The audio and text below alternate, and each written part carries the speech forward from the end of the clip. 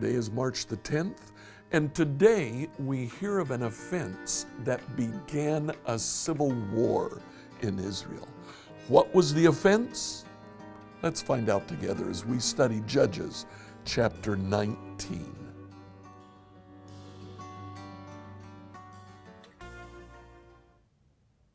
So in Judges chapter 19, again, the first verse starts.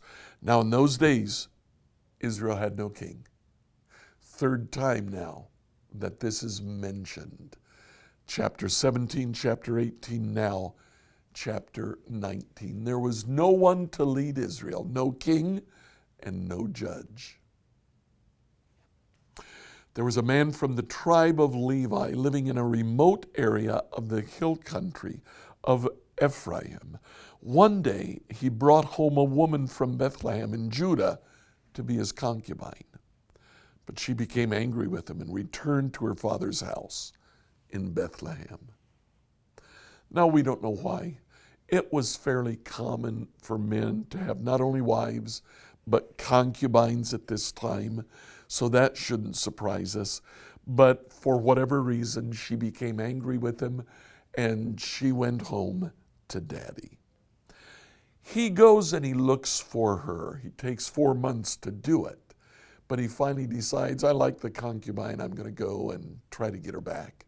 So he goes to Bethlehem. Her father receives him well. Apparently they make amends, and the Levite begins to leave. Her daddy says, stay another day, and prepares a feast. He does. Next day he gets up early, begins to leave. Daddy says, stay another day, prepares a feast, and he does. The third day, he begins to leave again. Daddy says, stay another day, prepares a feast, and he stays for the feast. But at the end of the day, he says, no, we need to leave. If I stay another day, you're going to make me do this again tomorrow. So they leave late in the day, and they are only able to make it part of the way home. They arrive in Benjamite territory at the city of Gibeah. We pick it up in verse 16. That evening, an old man came home from his work in the fields. He was from the hill country of Ephraim too, just like the Levite. But he was living in Gibeah, where the people were from the tribe of Benjamin. When he saw the travelers sitting in the town square, he asked them where they were from, where they were going. We've been in Bethlehem in Judah, the man replied. We're on our way to a remote area in the hill country of Ephraim, which is my home. The man thinks, hey, a fellow Ephraimite. I traveled to Bethlehem. Now I'm returning home. But no one has taken us in for the night, even though we have everything we need. We have straw and feed for our donkeys, plenty of bread and wine for ourselves. Oh, you're welcome to stay with me, the man said. I'll give you anything that you might need, but whatever you do, don't spend the night in the town square. Kind of an ominous warning.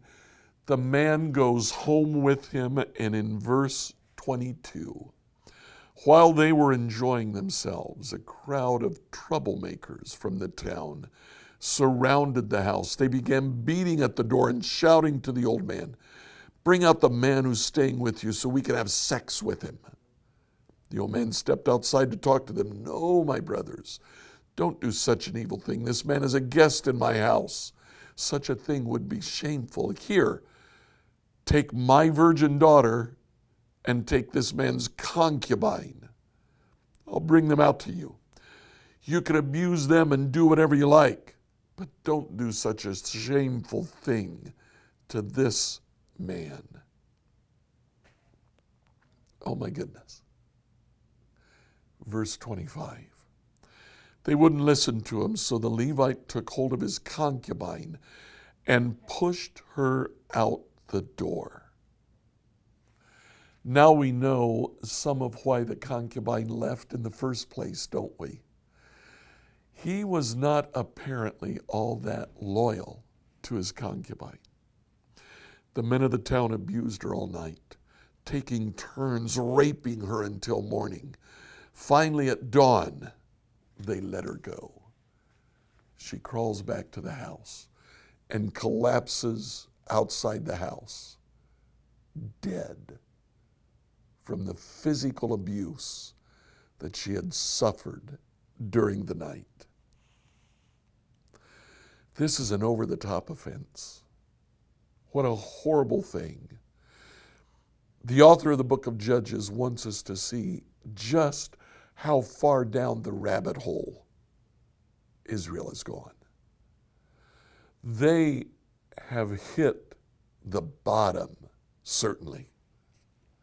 We pick it up again in verse 27. When her husband opened the door to leave, there lay his concubine with her hands on the threshold. He said, "Get up, let's go." But there was no answer. So he took her body, put her body on his donkey. He took her home. When he got home, he took a knife and he cut his concubine's body into 12 pieces. Then he sent one piece to each tribe throughout all the territory of Israel. Everyone who saw it said such a horrible crime has not been committed in all the time since Israel left Egypt. Think about it. What are we going to do? Who's going to speak up? Yeah, now we know why the concubine left. The offense was over the top. The response was over the top. We see anger expressed by Israel against an entire tribe for the sin of a few of the tribe. In the next chapter, we'll find out what happens. The man sends word to all of the tribes of Israel in a very brutal way. Things are not good in Israel. That's what the author of the book of Judges wants us to realize. No king, no judge, false gods, and now we see horrible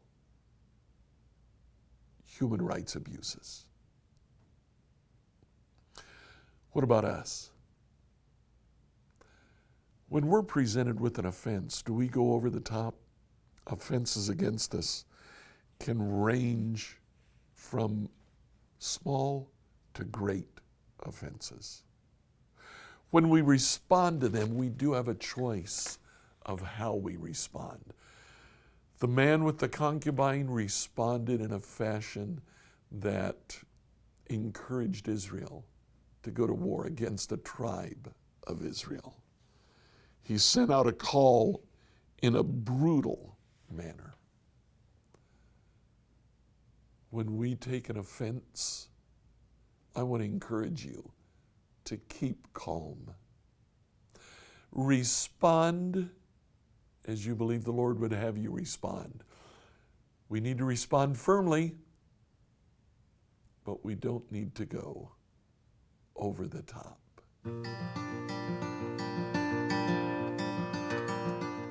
I encourage you to click like or follow on whatever platform you listen to this devotion on. If you have a question for us, email us at questions@becomehope.com. Tomorrow, we'll hear about the civil war in Israel.